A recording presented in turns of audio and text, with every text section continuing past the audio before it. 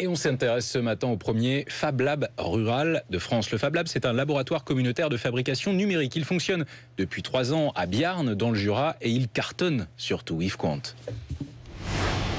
Son puits vapeur aurait pu finir à la casse. La cuisine.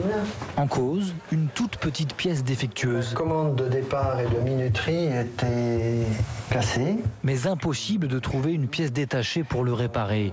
Alain Weber a pu redonner une seconde vie à l'appareil grâce à ce nouveau bouton, fabriqué avec une imprimante 3D.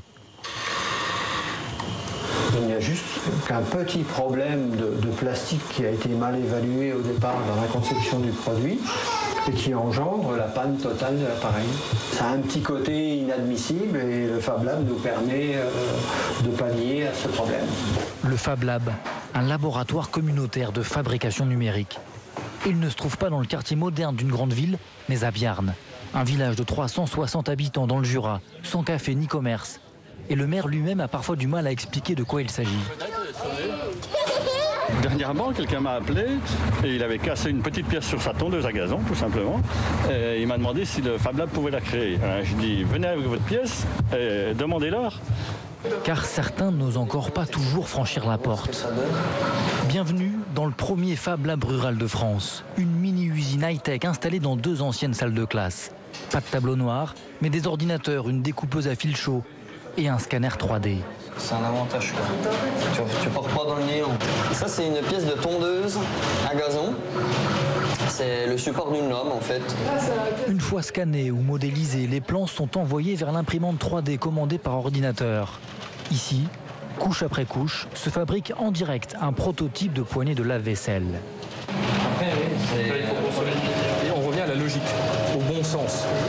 C'est-à-dire que assez de surconsommation, assez de jeter. On apprend aux gens à trouver des solutions et ils la trouvent avec nous.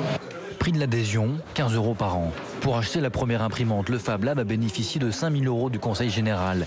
Mais à l'origine, leur premier combat, c'est la lutte pour obtenir Internet à haut débit. En fait, c'est la fracture qui a permis de créer une communauté. Et c'est de cette communauté qu'est né le Fab Lab.